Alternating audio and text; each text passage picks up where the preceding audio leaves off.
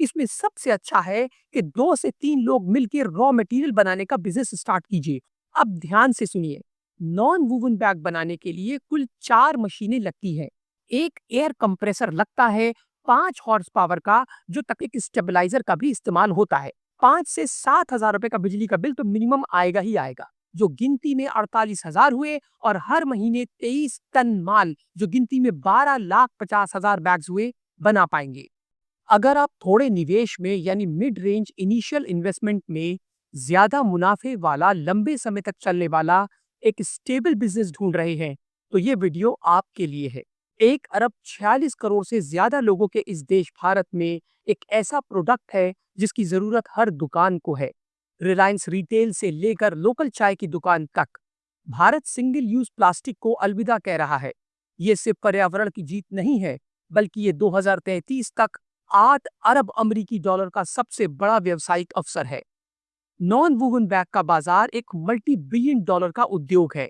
YouTube पर इस business के बारे में कोई भी वीडियो पूरी जानकारी नहीं देती, बस छोटी छोटी वीडियोस पड़ी है, और वो भी मशीन बनाने वाली कंपनीज की, जो अपनी मशीन को बेचने के लिए आपसे झूठे वादे करती है।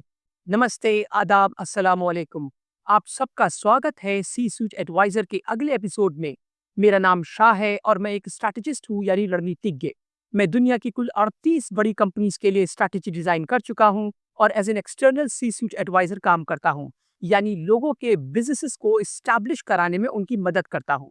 और आज आप सबकी रिक्वेस्ट पर हमने इस बिजनेस को अपने व्यूअर्स के लिए चुना है। ये वीडियो इस बिजनेस पर, इस कारोबार पर एक लौती ऐसी वीडियो है जिसमें हमने इससे जुड़ी हर चीज को कवर कर लिया है। अगर आप ये बिजनेस शुरू करने जा रहे हैं, तो अपनी मेहनत की कमाई लगाने से पहले ये वीडियो एक बार पूरी जरूर देख लीजिएगा। ये वीडियो थोड़ी लंबी है, क्योंकि कारोबार हवा में नहीं शुरू होता, हवा में नहीं किया जाता। उसके लिए हर जानकारी का होना पहले से जरूरी है।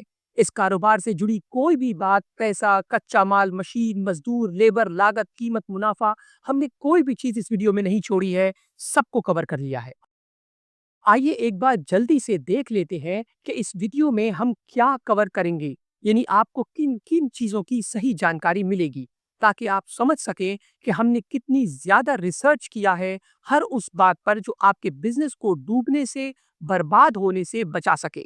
सबसे पहले, नॉन वूवन बैग्स क्या होते हैं और कितने प्रकार के होते हैं? भारत में इनकी डिमांड और एक्सपोर्ट के लिए फॉरेन में इनकी डिमांड क्या है? आपका टारगेट कस्टमर कौन है, और आप माल यानी बने हुए प्रोडक्ट किसे बेचेंगे? भारत में सबसे बड़े नॉन वूवन कैरी बैग बनाने वाली कंपनीज कौन सी हैं, और उनकी बिजनेस करने की स्ट्रैटेजी यानी रणनीति क्या है? हम उनकी स्ट्रैटेजी का इस्तेमाल अपने बिजनेस में अपने फायदे के लिए कैसे कर सकते हैं? ये बिजनेस आपको आज के टाइम में यानी 2025 में करना चाहिए, फायदेमंद है कि नहीं?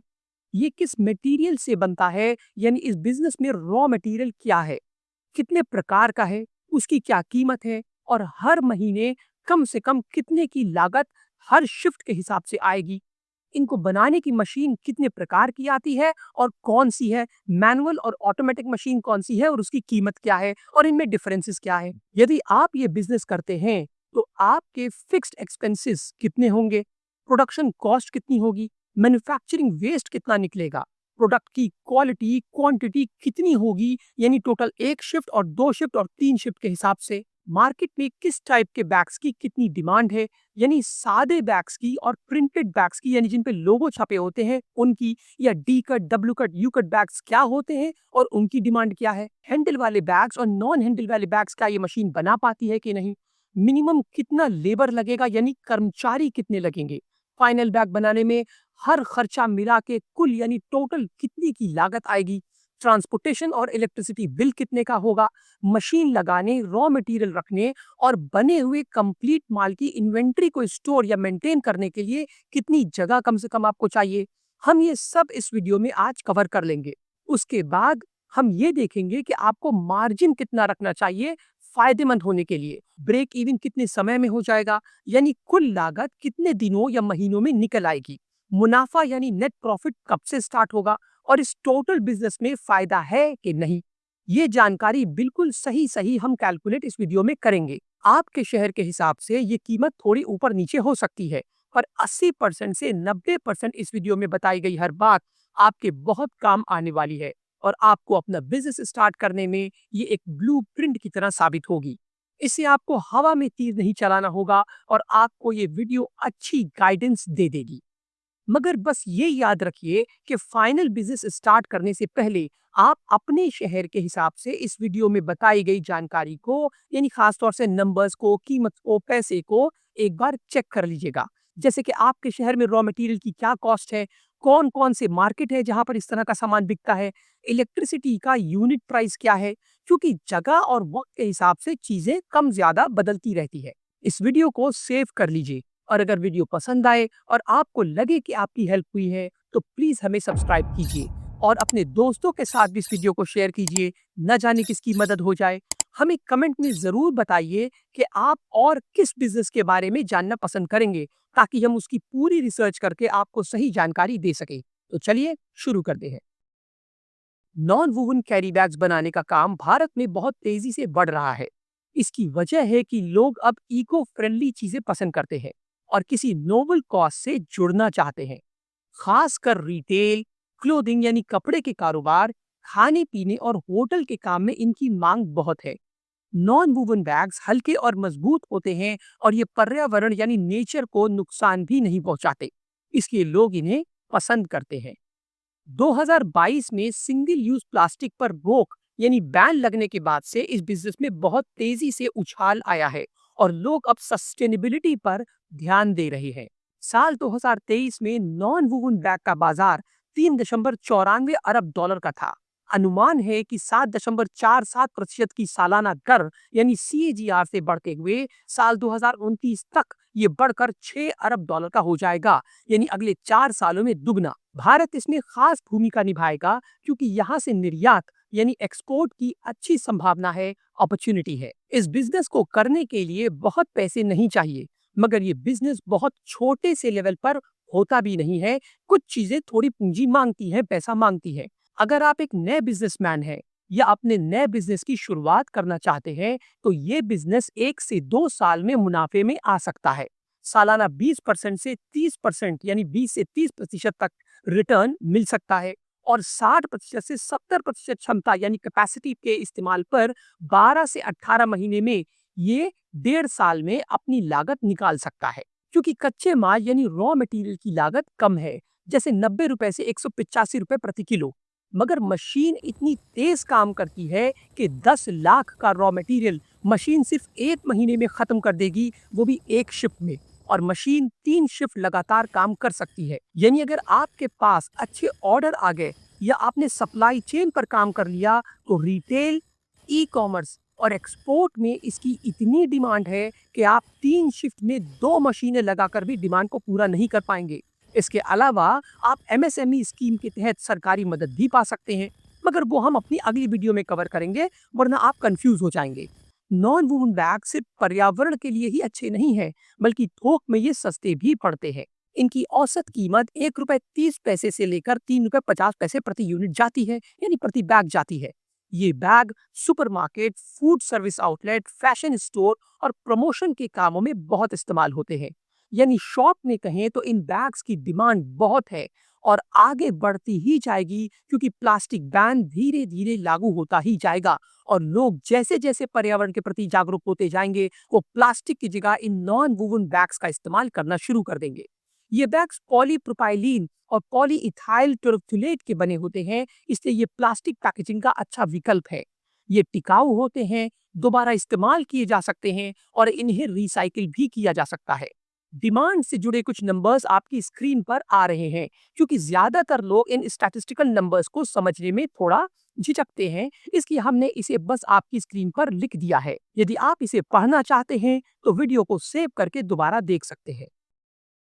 वैसे तो ये बैग सबके लिए जरूरी है, पर खास तौर से आप किन लोगों को ये बैग्स बेच सकते हैं या बेचना चाहिए, यानी आपका टारगेट कस्टमर कौन है। सबसे पहले खुदरा विक्रेता यानी रिटेलर्स और किराना दुकानें यानी ग्रोसरी स्टोर्स।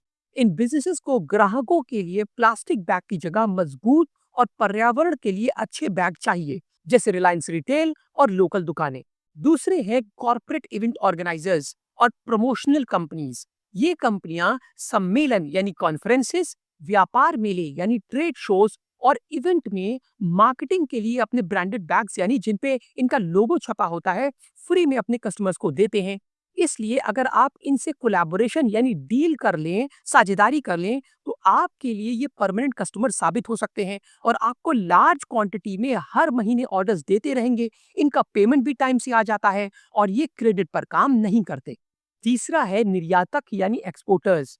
ये मिडिल ईस्ट यानी Saudi Arabia, Bahrain, Iraq, Jordan, Kuwait, Lebanon, Oman, Dubai जैसे अरब मुल्कों में और यूरोप में जैसे Austria, Belgium, Denmark, France, Germany, Italy, Russia, Sweden, Turkey और यूनाइटेड किंगडम में सामान भेजने के लिए पैकिंग के तौर पर इन बैग्स का इस्तेमाल किया जाता है। चौथा है ई कॉमर्स कंपनियां। Amazon और फ्लिपकार्ट जैसी कंपनियां डिलीवरी की पैकेजिंग के लिए इन बैग्स का इस्तेमाल करती हैं। यदि आप इन कंपनीज पर अपने प्रोडक्ट को लिस्ट कर ले तो आप ऑनलाइन ऑर्डर्स पा सकते हैं। आप इन कंपनी से डायरेक्ट कोलैबोरेशन करके भी आप बड़े ऑर्डर्स हासिल कर सकते हैं।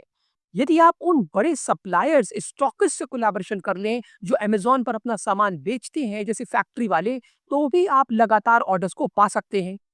पांचवा है शिक्षक संस्थाएं यानी एजुकेशनल इंस्टीट्यूशंस। स्कूल्स और यूनिवर्सिटीज एडमिशन के लिए या छात्रों को या अपने स्टूडेंट्स को किताबें यानी बुक्स और स्टेशनरी देने के लिए इन बैग्स का इस्तेमाल करती हैं। छठा है यानी सिक्स्थ है खाने पीने का उद्योग यानी food and beverages business. Restaurant हो, कैफे और फूड डिलीवरी सर्विसेज जैसे स्विगी और जोमेटो, ये खाने पीने का सामान पैक करने के लिए मजबूत, कभी कभी इंसुलेटेड बैग चाहिए होते हैं। आप इनसे भी और होटल से भी कोलैबोरेशन कर सकते हैं, बल्कि आपको करना चाहिए। सातवां है गैर सरकारी और सामाजिक संगठन यानी non profit and social organisations.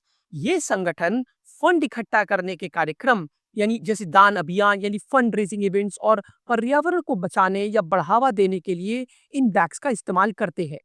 आठवां है फार्मेसीज और स्वास्थ्य सेवा देने वाली कंपनीज यानी हेल्थ केयर प्रोवाइडर्स। अस्पताल यानी हॉस्पिटल्स, क्लिनिक्स और दवाइयां देने के लिए इन चीजों का, इन बैग्स का इस्तेमाल करती है। नाइन्थ है पर्यावरण के प्रति जागरूक ग्राहक यानी इको कॉन्शियस कस्टमर्स। ये वो लोग हैं जो अपनी रोज की खरीदारी और निजी इस्तेमाल के लिए दोबारा उपयोग में लाए जाने वाले बैग्स को पर्यावरण के लिए जो अच्छे हों उनको लेना, उनको यूज करना पसंद करते हैं, उनको इस्तेमाल करना पसंद करते हैं। 10वां है फैशन और कपड़ों के ब्रांड्स। ये ब्रांड्स सामान पैक करने के लिए यानी अपने कपड़ों को पैक करने के लिए इन बैग्स का इस्तेमाल करते हैं। इससे उनकी ब्रांड की छवि अच्छी होती है, कस्टमर दोबारा इन बैग्स को इस्तेमाल करता है और इससे इनकी फ्री में मार्केटिंग भी लंबे समय तक होती है। 11वां है छोटे बिजनेस और बुटीक्स। ये छोटे दुकानदार स्टाइलिश और सस्ते पैकेजिंग का विकल्प चाहते हैं जो आजकल के टिकाऊ ट्रेंड के साथ भी मेल खाता है। और 12वां है होटल्स और ट्रैवल इंडस्ट्री। होटल और रिजॉर्ट में आने वाले मेहमानों को सुविधा के लिए और प्रचार के तौर पर अपने ब्रांड्स वाले बैग्स ये कंपनीज देती हैं, तो आप इनसे भी बिजनेस डील कर सकते हैं।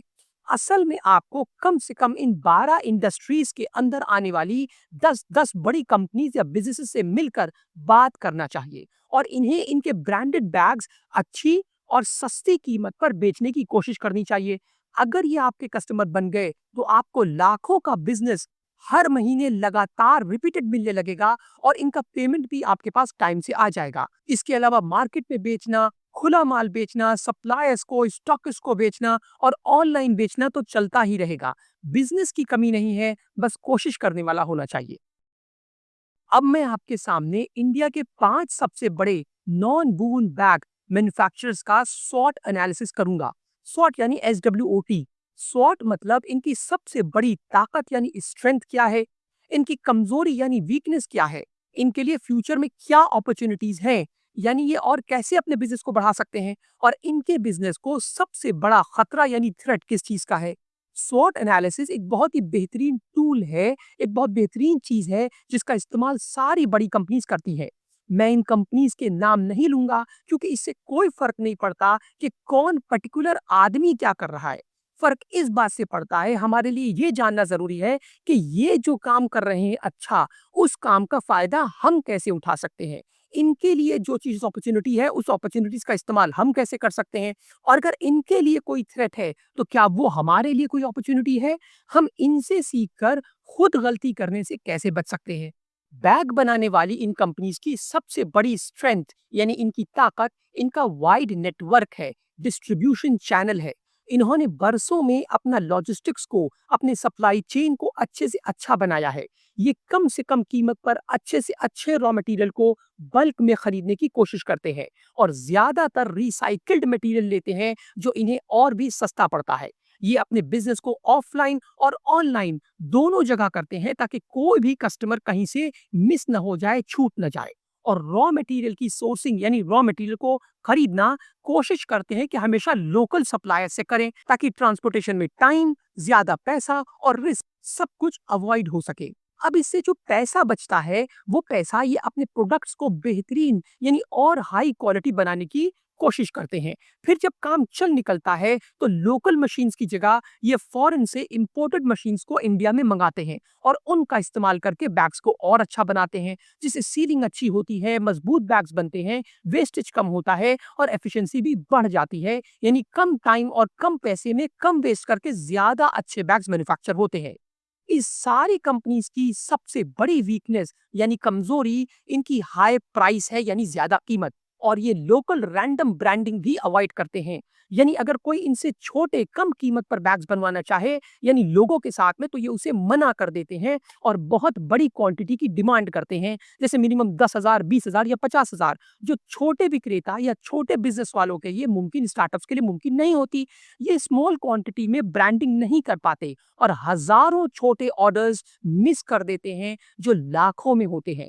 ये सच है कि ब्रांडिंग में पूरा एक रोल लगता है, पर अगर टेक्निकली थोड़ा प्रोसेस को सही से फिक्स कर लिया जाए, जैसे बैग्स की डिजायर्ड क्वांटिटी के अकॉर्डिंग एक प्रिंटेड रोल को दूसरे प्रिंटेड रोल के ऊपर रख लिया जाए, तो ये प्रॉब्लम सॉल्व हो सकती है। मगर बड़ी कंपनीज ये नहीं करती, घमंड में कहिए या लालच में कहिए।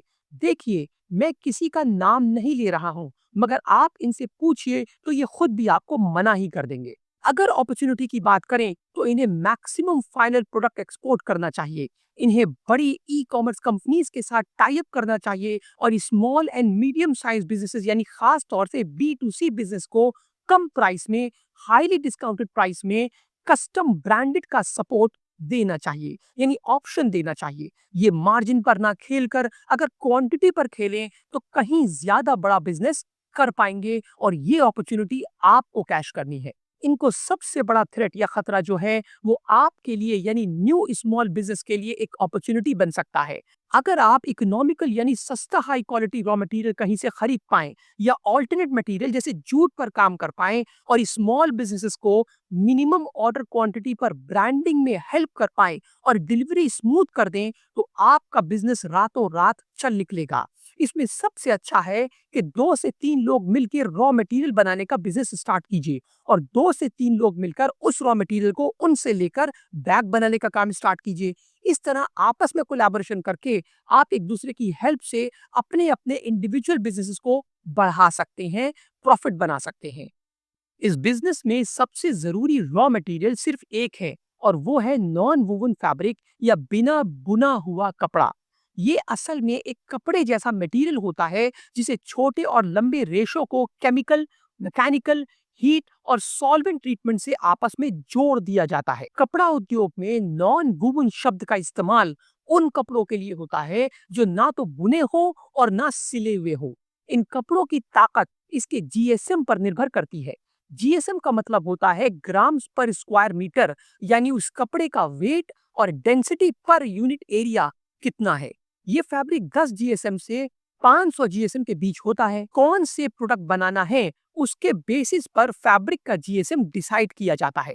अल्ट्रा लाइट वेट प्रोडक्ट्स यानी बहुत ही हल्के प्रोडक्ट्स जैसे फेस मास्क के लिए ब्रीथेबल मटेरियल की जरूरत होती है, यानी जिसमें सांस ली जा सके, हवा पास हो सके। इसलिए लगभग 10 जीएसएम के फैब्रिक का इस्तेमाल फेस मास्क बनाने में किया जाता है।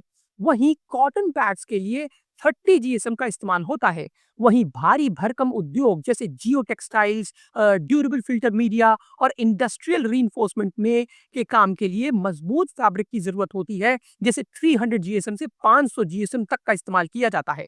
अगर शॉपिंग बैग्स की बात करें तो 60 जीएसएम से 100 जीएसएम के बीच के फैब्रिक का इस्तेमाल इन बिजनेस में कॉमन है, आम है। ये कपड़ा लेमिनेटेड और अनलेमिनेटेड भी होता है, जो डिपेंड करता है कि उस बैग में रखना क्या है, और आपका कस्टमर आपको खुद बता देगा कि उसे कैसा बैग किस मटेरियल के किस जीएसएम के साथ में चाहिए। नॉन वूवन कपड़े की कीमत कई चीजों यानी फैक्टर्स पर डिपेंड करती है, जैसे ग्रामेज यानी कपड़े का वेट, डेंसिटी यानी घनत्व और मटेरियल की क्वालिटी। दूसरा फैक्टर है रोल की चौड़ाई, और तीसरा ये कि कपड़ा लेमिनेटेड है कि अनलेमिनेटेड है। लेमिनेटेड में कपड़े के ऊपर एक प्लास्टिक की लेयर चढ़ी होती है जो पानी से बचाती है। याद रहे कि जैसे जैसे जीएसएम बढ़ता जाएगा, कपड़ा मोटा और मजबूत होता जाएगा, और इसीलिए इसकी कीमत भी बढ़ती जाएगी। और भी कई फैक्टर्स हैं, जैसे ऑर्डर की क्वांटिटी। 1000 किलोग्राम से ज्यादा के थोक ऑर्डर से लागत कम होती है, जबकि छोटी मात्रा में 10 से 20% ज्यादा हो जाती है। और भी बहुत से फैक्टर्स हैं, जैसे आपकी फैक्ट्री की लोकेशन शहर के अंदर है या शहर के बाहर, लॉजिस्टिक्स में रॉ मटेरियल और बने हुए फाइनल बैग्स को डिस्पैच करने की कीमत, स्टोर करने की फैसिलिटी, प्रिंटिंग अगर किसी ने कराई है तो वो सिंगल कलर है, डबल कलर है, 3 कलर है कि 4 कलर है, उसकी कीमत। इन सारे फैक्टर्स से कॉस्ट बढ़ती घटती रहती है। अब हम इस वीडियो के सबसे जरूरी पार्ट पर आते हैं, जिसमें सबसे पहले है मशीन के टाइप और उसकी कीमत। अब ध्यान से सुनिए। नॉन वूवन बैग बनाने के लिए कुल 4 मशीनें लगती हैं। पहली मशीन जो नॉन वूवन फैब्रिक यानी कपड़े को डबल फोल्ड करके सील करती है।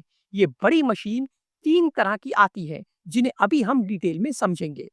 दूसरी मशीन कपड़े को पंच करके काटने का काम करती है, जैसे W cut, V cut, D cut या यू कट में। इसमें भी 2 तरह की मशीन्स आती हैं, एक मैनुअल और दूसरी ऑटोमेटिक। अब इन मशीनों को चलाने के लिए एक एयर कंप्रेसर लगता है, और इन सारी मशीनों को इलेक्ट्रिसिटी या फ्लक्चुएशन से यानी खराब होने से बचाने के लिए एक स्टेबलाइजर भी लगता है। हम इन चारों मशीन्स को अभी डिटेल्स में समझेंगे। सबसे पहले शुरू करते हैं अपनी मेन मशीन से, यानी सबसे जरूरी मशीन, कपड़े को फोल्ड करने वाली बड़ी मशीन से। मेन मशीन जो कपड़े को डबल फोल्ड करके सील करती है, वो 3 तरह की आती है। जैसे जैसे फीचर्स बढ़ते जाते हैं, कीमत भी मशीन की बढ़ती जाती है। पहली मशीन सिर्फ डी कट बैग बनाती है, उस डाई के हिसाब से जो आपने उस मशीन में लगाया होगा। ये मशीन 25 से 28 फीट लंबी होती है और तकरीबन 15 लाख की आती है जीएसटी मिला के। ये डी कट बैग्स कपड़ों की दुकान पर ज्यादा इस्तेमाल होते हैं। दूसरी मशीन भी डी कट बैग बनाती है, मगर उसके साथ साथ बिना हैंडल वाले बॉक्स बैग भी बनाती है, जो आमतौर पर जूतों की दुकानों को यानी शू के बिजनेस में ज्यादा इस्तेमाल होते हैं। ये मशीन 34 फीट से 38 फीट लंबी होती है, और इसकी कीमत तकरीबन 17.5 लाख के करीब होती है जीएसटी मिला के। तीसरी और सबसे बड़ी मशीन सारे काम कर देती है, यानी D cut, W cut, U cut, V cut सारे बैग्स बनाती है, बिना हैंडल वाले बॉक्स बैग भी बनाती है और हैंडल वाले बॉक्स बैग भी बनाती है। इस मशीन की कीमत 30.5 लाख के करीब होती है जीएसटी मिला के, मगर हैंडल लगाने के लिए इसमें एक एक्स्ट्रा यूनिट यानी एडिशनल मशीन को भी लगाना पड़ता है, जो मैनुअल 2 लाख की और ऑटोमेटिक 6.5 लाख की आती है। यानी टोटल मशीन 35.5 लाख से 43.5 लाख यानी 43.5 लाख के बीच में आएगी। अब बात करते हैं अपनी दूसरी मशीन की। D cut, W cut, V cut या यू कट की पंचिंग और कटिंग के लिए आप 2 विकल्प चुन सकते हैं, यानी मैनुअल जो तकरीबन 1,71,000 की आती है, और ऑटोमेटिक जो तकरीबन 5 लाख की आती है। बैग बनने के बाद आप इस मशीन से डी, डब्ल्यू या यू कट या वी कट को पंच करके काट के अलग करते हैं। लेकिन अगर आपने इसमें ऑटोमेटिक मशीन लगा रखी है, तो ये सारा कटिंग का काम मशीन खुद कर देगी, आपको मैनुअली कोई काम नहीं करना पड़ेगा। आप चाहे कोई भी मशीन खरीदें, इस पूरे प्लांट के साथ एक एयर कंप्रेसर लगता है 5 हॉर्स पावर का, जो तकरीबन 70,000 का आता है जीएसटी मिला के। अब क्योंकि ये सारी मशीन्स इलेक्ट्रिसिटी यानी बिजली पर चलती है और महंगी है, तो इन्हें शॉर्ट सर्किट या फ्लक्चुएशन या बर्बाद होने से, खराब होने से बचाने के लिए एक स्टेबलाइजर का भी इस्तेमाल होता है। ये स्टेबलाइजर सबसे पहली मशीन यानी छोटी मशीन के साथ में 22.5 किलोवाट का लगता है, जिसकी कीमत तकरीबन 62,000 रुपए है। दूसरी मशीन के साथ 25 किलोवाट का लगता है, जिसकी कीमत 66,000 है। और तीसरी बड़ी मशीन के साथ 30 किलोवाट का लगता है, जिसकी कीमत 70,000 के करीब है।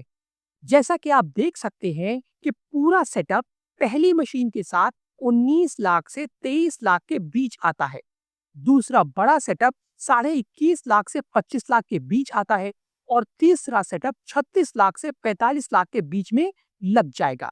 याद रहे कि ये सिर्फ मशीनों की कीमत है, इसमें रॉ मटेरियल और बिजनेस के बाकी खर्चे शामिल नहीं हैं। जो खर्चे क्या हैं, हम अभी अपनी आगे की वीडियो में देखेंगे। अब अगर जगह की बात की जाए तो मशीन जितनी भी लंबी हो, यानी चाहे 25 फीट की हो या 45 फीट वाली बड़ी मशीन हो, आपको मशीन के दोनों तरफ यानी आगे और पीछे 8 से 10 फुट की जगह जरूर छोड़नी है, ताकि मशीन के पीछे फैब्रिक के रोल को उठाया और रखा जा सके और मशीन के आगे पंचिंग मशीन को रखकर एक कारीगर को बिठाया जा सके, जो पंच करेगा और बने हुए बैग्स को उठाएगा। तो कुल लंबाई में कम से कम 50 से 65 फीट की जगह आपके पास होनी चाहिए। अगर चौड़ाई की बात करें तो मशीन की चौड़ाई के लिए कम से कम 6 फुट की जगह आपको चाहिए, तो 65 फुट बटा 6 फुट ये जगह आपको चाहिए। फिर जितनी जगह मशीन लेगी, अगर कम से कम उतनी ही जगह आपने रॉ मटेरियल को रखने के लिए लिया, तो आपको बने हुए माल को रखने के लिए भी उतनी ही जगह चाहिए। और उतनी ही जगह एक छोटे से ऑफिस, जहां आपके कस्टमर, आपके क्लाइंट आकर आपसे मिलेंगे, आप हिसाब किताब करेंगे, एक छोटी सी टॉयलेट या वॉशरूम के लिए छोटी सी जगह, स्टाफ के चाय बनाने की जगह, बैठने की जगह, आराम की जगह, एक थोड़ा सा ऑफिस या मोटरसाइकिल कहीं खड़ी करनी है, तो ये सारी जगह होनी चाहिए। इसीलिए आपकी स्क्रीन पर टोटल जगह आ रही है, जो लगभग 1200 से 1600 स्क्वायर फुट की कम से कम इस प्लांट को लगाने के लिए होनी चाहिए। हाँ, अगर आपकी फैक्ट्री की बिल्डिंग एक फ्लोर से ज्यादा फ्लोर की है, मतलब ग्राउंड फ्लोर, 1 फ्लोर, 2 फ्लोर, तो आधे में भी काम हो जाएगा। मगर 65 फुट की लंबाई और 6 से 10 फुट की चौड़ाई मशीन को रखने के लिए तो चाहिए ही चाहिए, लेकिन उसमें काम नहीं हो पाएगा, आपको चौड़ाई और चाहिए चाहिए। अब बात करते हैं फिक्स्ड एक्सपेंसेस की, यानी वो खर्चे जो आपको होंगे ही होंगे। इसमें सबसे पहला है कारखाने या जगह का रेंट, यानी किराया। हमने इसे मात्र 10,000 रुपए लिया है कैलकुलेट करने के लिए। बाकी आपका अगर जगह अपनी है तो आप इसे जीरो लीजिए और ना जो भी किराया है यहाँ ऐड कर दीजिए। उसके बाद है ईएमआई, यानी वो लोन जो आप लेंगे इस कारोबार को लगाने के लिए। हमने उसे भी जीरो लिया है, क्योंकि हर बैंक का लोन और उसका ईएमआई और इंटरेस्ट रेट अलग अलग होता है, तो आप वो भी यहाँ कैलकुलेट कर लीजिए। फिलहाल हमने उसे जीरो लिया है, ये मान के कि पैसा आपके पास है। अब हमने मिनिमम यानी कम से कम 3 लोगों का स्टाफ इस काम के लिए लिया है, जो बहुत जरूरी है। एक आदमी मेन मशीन यानी मैकेनिक, जो उस बड़ी मशीन पर और पंचिंग मशीन दोनों पर एक साथ बैठेगा। दूसरा रॉ मटेरियल को रखने, उठाने और थोड़ा बहुत इधर उधर काम करने के लिए होगा। और तीसरा सफाई के लिए, चाय लाने के लिए या क्लीनिंग वगैरह के लिए या ऑफिस स्टाफ जो होता है उसके लिए होगा। इसके लिए हमने जो भी उनकी तनख्वाह होगी, जो सैलरी होगी, वो मिनिमम 10,000, 8,000 और 5,000 ली है। ये भी डिपेंड करता है एरिया टू एरिया, शहर वन और शहरों के हिसाब से।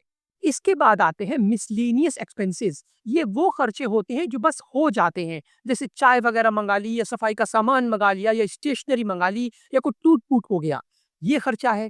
फिर है बिजली का बिल। ये मशीन लगभग 5 यूनिट प्रति घंटा खर्च करती है, यानी तकरीबन 5.5 रुपए का यूनिट होता है, एक औसत हमने लिया है। तो इस हिसाब से 5 से 7,000 रुपए का बिजली का बिल तो मिनिमम आएगा ही आएगा। तो लगभग हर महीने आपके 48,000 से 50,000 रुपए का खर्चा आपको इस बिजनेस को चलाने के लिए आएगा, जो कि मशीन, रॉ मटेरियल और हर चीज से अलग है।